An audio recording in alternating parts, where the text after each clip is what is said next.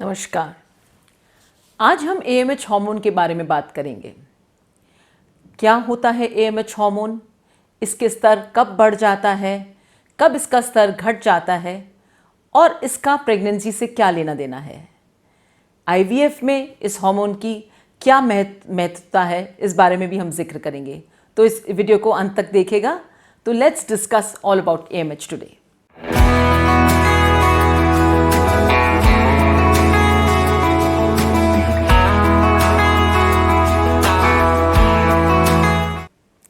सबसे पहला प्रश्न है कि एएमएच हार्मोन हमें क्या बताता है।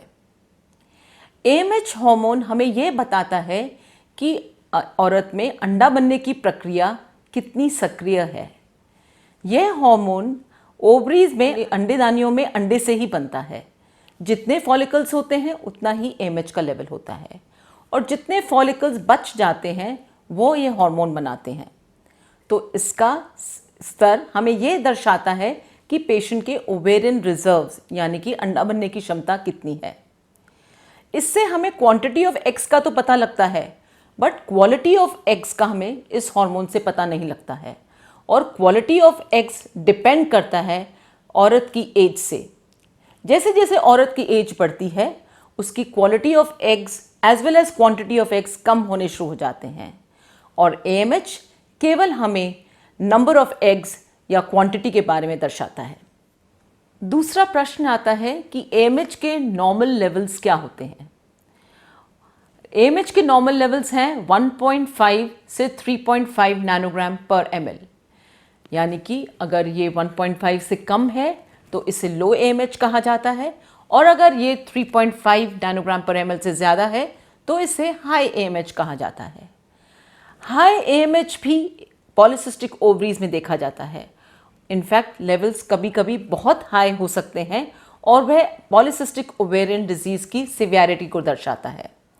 लो एएमएच लेस देन 1 को लो माना जाता है और वह उन पेशेंट्स में देखा जाता है जिनके ओवेरियन रिजर्व्स यानी कि अंडेदानियों में अंडा बनने की क्षमता कम हो गई है, और इसलिए इसका बहुत ही महत्व है।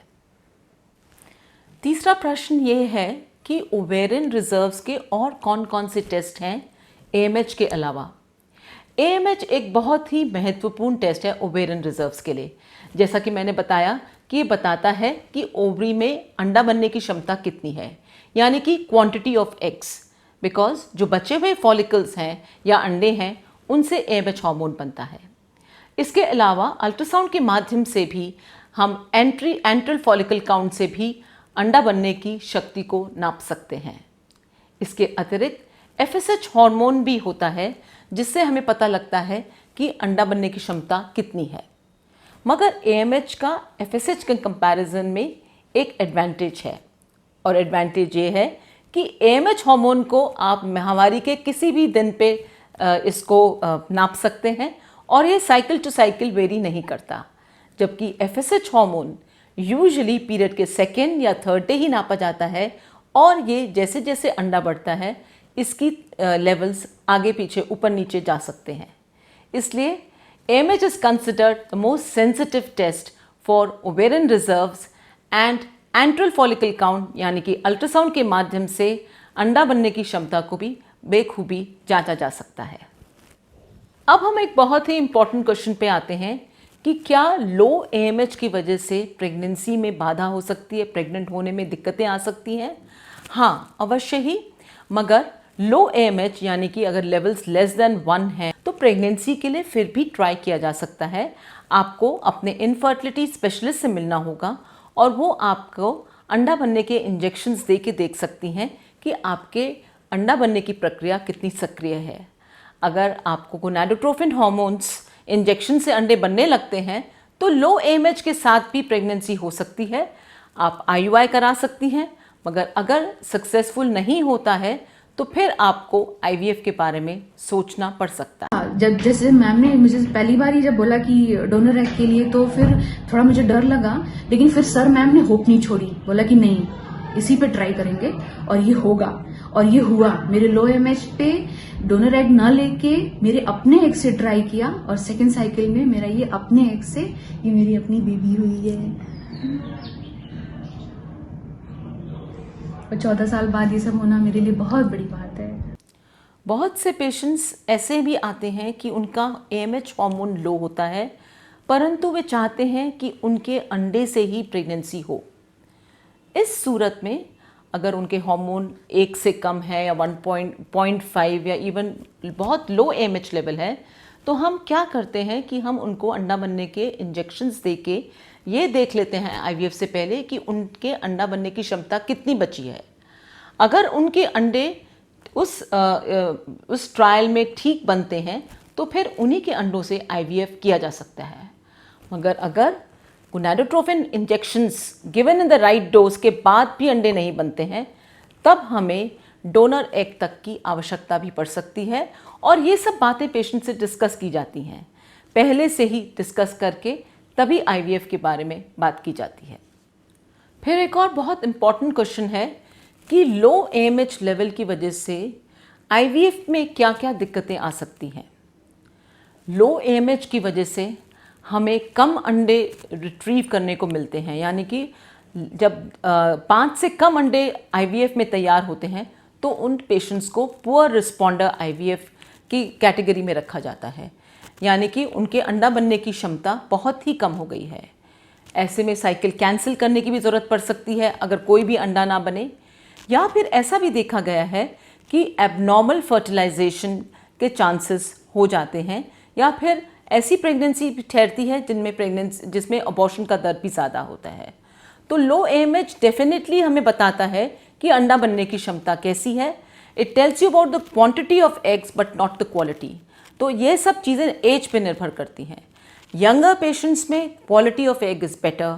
जैसे जैसे आप ओल्ड होते हैं, आपके एग्स ओल्ड हो जाते हैं और उनमें जेनेटिक डिफेक्ट्स, क्रोमोसोमल डिफेक्ट्स आने की संभावना ज़्यादा हो जाती है, जिसे एन्यूप्लॉइडी भी कहा जाता है। इसलिए बहुत ज़रूरी है कि IVF या पहले अगर 35 साल की उम्र से पहले आप IVF कराते हैं तो आपके प्रेगनेंसी की दर ज़्यादा होती है, और 35 साल के बाद औरत की प्रजनन शक्ति और उसके AMH लेवल्स नीचे जाने की वजह से प्रेगनेंसी की दर भी कम हो जाती है।